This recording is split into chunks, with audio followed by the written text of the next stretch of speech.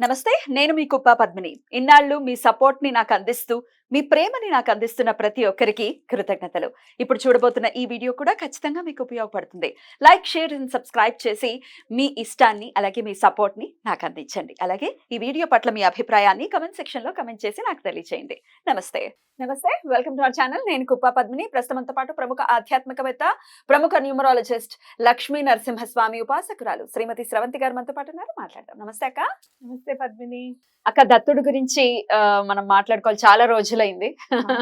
స్వామి గురించి ఏదైనా చెప్పండి అక్క. తప్పకుండా చెప్తాను పద్మిని. ఎవరిమైనా కూడా ముందు అసలు బాధలు పడుతున్నాము అంటే మనం క్రితం జన్మలో ఏ పాపం చేసామో ఏంటో తెలిసి ఈ జన్మలో అయితే ఏ తప్పు చేయలేదు, క్రితం జన్మలో ఏం ఏం చేసామో ఏంటో అదే అనుభవిస్తున్నామేమో అని చెప్పి బాధపడుతున్న వాళ్ళని నేను చాలా మందిని చూసాను. అలాగే మీరు జాతకాలు చూపిస్తే కనుక పితృదోషం ఉందనో, లేకపోతే క్రిత జన్మలో పాపం చేసినది కనపడుతుందనో గ్రహాలు చూసి చెప్తూ ఉంటారు కదా జ్యోతిష్కులు కూడా. అయ్యో మనం ఏం చేసామో ఏంటో, దానికి ఎలా మనం పరిహారం చేసుకోవాలి అని చెప్పి బాధపడుతూ ఉంటారు. అలాగే మీరు సర్పదోషం ఉన్నా కూడా ఇలాంటివన్నీ, పితృదోషం ఉందనుకో, పితృదోషంలో ఏ దోషం ఉందో మనకు తెలియదు కదా, వాళ్ళు ఏం చేశారో కూడా మనకు తెలియదు.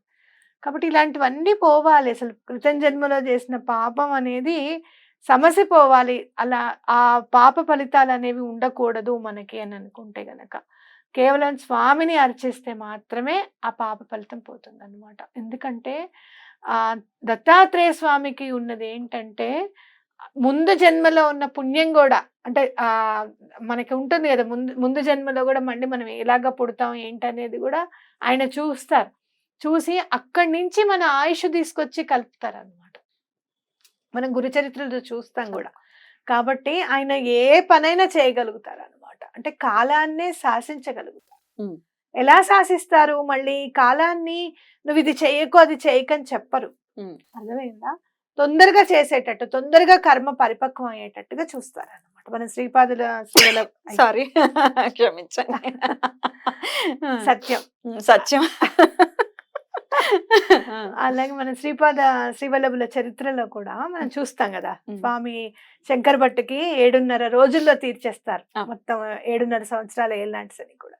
కాబట్టి స్వామి పాదాలు, గురు పాదుకలు అనేది గుర్తుపెట్టుకొని ఆయనకు సంబంధించిన ఒకటి శ్లోకమే మంత్రంగా వ్యవహరిస్తుంది అనమాట. ఇక్కడ 108 సార్లు ఆ మంత్రాన్ని చదువుకుంటే ఎలాంటి పాపరాశైనా దగ్ధమైపోతుంది.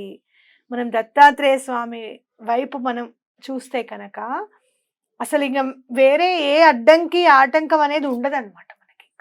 కాబట్టి దత్తాత్రేయ స్వామి మంత్రం ఉంది, చదువుకోవాలి తప్పకుండా. అయితే ఇప్పుడు మనం పూర్వజన్మలో పాపం చేసిన వాళ్ళమే కాదు, అంటే జ్యోతిష్కులు చెప్పింది కాకుండా న్యూమరాలజీ పరంగా 26 డేట్న పుట్టిన వాళ్ళు కానీ, 29 డేట్న పుట్టిన వాళ్ళు కానీ తప్పకుండా ఈ శ్లోకాన్ని తప్పకుండా మీరు 43 సార్లు 43 రోజులు 108 సార్లు చదవండి. ఎందుకంటే మనము 29 పుట్టిన వాళ్ళందరినీ కూడా కార్మిక్ పనిష్మెంట్ అనో, లేకపోతే కార్మిక్ డెప్ట్ అనో చెప్తూ ఉంటారు అనమాట. క్రితం జన్మలో చేసినవి అనుభవించాలి అని చెప్తూ ఉంటారు. అలాగే 26 కూడా ఎందుకంటాను అంటే ప్రళయానికి సంబంధించిన నెంబరు అని చెప్తారు 26. అయితే అది ప్రళయం ఎందుకు వస్తుంది? ఏదో క్రితం జన్మలో మనం చేసి ఉండబట్టే కదా, అవునా కదా? కాబట్టి అది కూడా మనము పరిగణనలోకి తీసుకోవాలి. అయితే మనమే చేసామా అనడానికి కూడా లేదు, మన పూర్వీకులు చేసినందువల్ల అవి ఇవి అన్ని కలిపి కూడా ఆ డేట్స్ను పుట్టడము, లేకపోతే ఈ పాపకర్మాన్ని అనుభవించడం అనేది జరుగుతుంది. ఇవన్నీ కూడా స్వామి పాదాల చెంత వదిలేసి కేవలం మన ధ్యాస అంతా కూడా ఆయన ప్రేమ మీద లగ్నమై, స్వామి మమ్మల్ని కరుణించు, ఎటువంటి పరిస్థితుల్లోనూ ఈ బాధ నుంచి మమ్మల్ని తప్పించు అని చెప్పి స్వామికి దండం పెట్టుకోవడం అనేది చాలా ఇంపార్టెంట్ ఇక్కడ. రైట్. ఏంటక్క శ్లోకం నేర్పిస్తారా? తప్పకుండా చెప్తాను. ఆ విఘ్నేశ్వరుని పాదపద్మములకి నమస్కరిస్తూ మనం ఇప్పుడు మంత్రాలు ఏంటో చూద్దాం.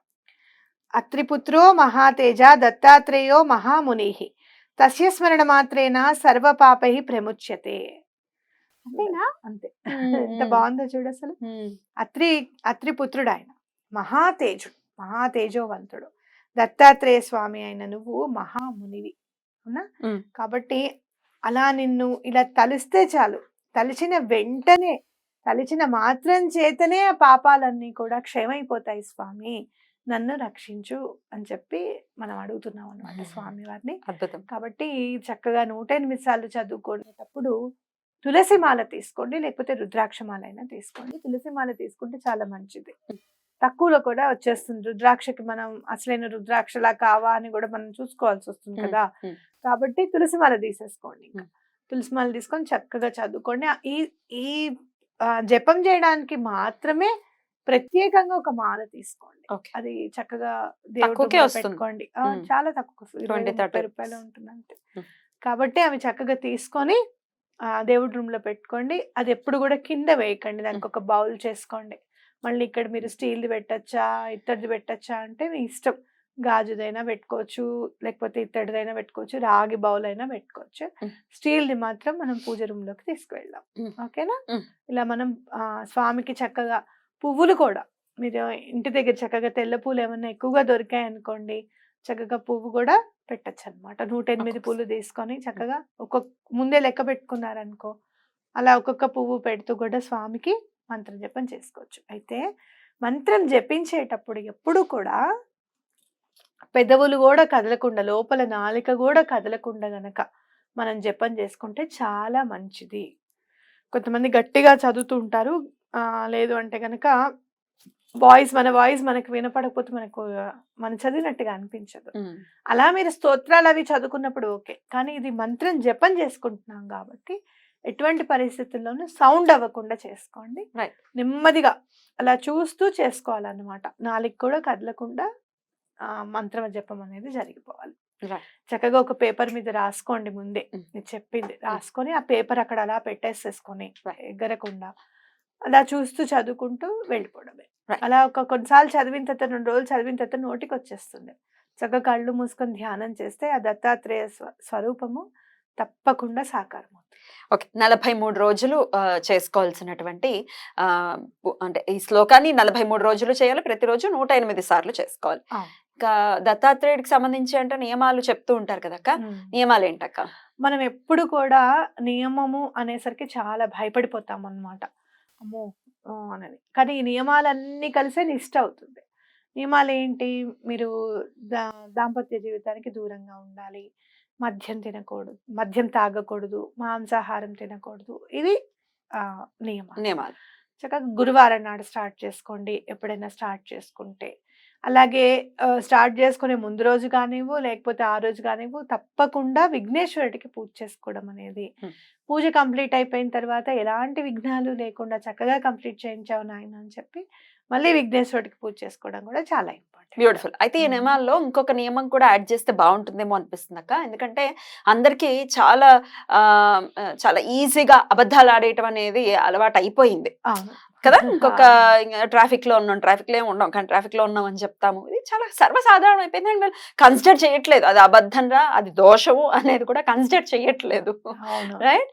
సో అబద్ధాలు ఆడేసుకుంటూ మరి మాకు ఇన్ని పూజలు చేసాం, దత్తుడిని పూజించేసామని నెపం ఆయన మీద నెట్టే పరిస్థితి ఉంటుందేమోనన్న భయం రీత్యా ఈ ప్రశ్న అడుగుతున్నాను. మరి అబద్ధాలు కూడా ఆడకుండా ఉండాలి కదక్క? అస్సలు అబద్ధం అనేది ఆడకూడదు, అబద్ధం ఎప్పుడు చెప్పకూడదు. అందులో స్వామి పూజ చేసేటప్పుడు చాలా ఒళ్ళు దగ్గర పెట్టుకొని చేయాలి. ఎందుకు అని అంటే ఆయనకి చిన్న చిన్న విషయాలకి తప్పు చేయడం ఇష్టం ఉండదు.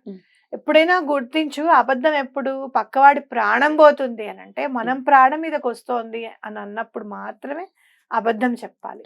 లేకపోతే అలాంటి పరిస్థితి తప్ప ఇంకెప్పుడు కూడా అయ్యో చెప్తే నిజం చెప్తే వాళ్ళ కాపురం కూలిపోతుంది అన్నప్పుడు, ఇలాంటి విషయాల్లో అబద్ధం ఆడినా పర్వాలేదు. ఉత్తుగా ఇవాళ పొద్దు నుంచి మనం ఏమైనా అబద్ధం ఆడావా లేదా అయ్యో ఆలోచించుకొని రే ఒక్క అబద్ధం కూడా చెప్పలేదే ఇవాళ అన్నట్టుగా ఉండకూడదు. కాబట్టి అబద్ధం అనేది ఆడకూడదు. అలాగే స్వామి పాదాల మీద ఉందనుకో వెంటనే స్ఫురణ చెప్తుంది మన మనస్సు, ఇది చెయ్యకు అని చెప్పి.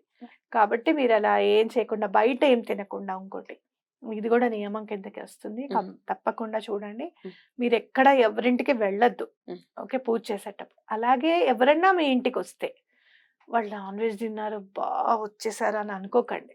వాళ్ళు ఏం తిన్నా ఆ రోజు వాళ్ళు మీ ఆతిథ్యం కోరి వచ్చారు, అతిథులుగా భావించి చక్కగా ఒక కాఫీయో టీయో మీ చేతిలో ఉన్నది కాస్త మంచినీళ్ళైనా చేసుకోవచ్చు. కొంతమందికి 7వ రోజు చేసుకోవడం అలవాటు ఉంటుంది, అప్పుడైనా చేసుకోవచ్చు. చాలా బ్యూటిఫుల్ గా ఎక్స్ప్లెయిన్ చేశారక్క. Thank you so very much. నమస్తే. నమస్తే.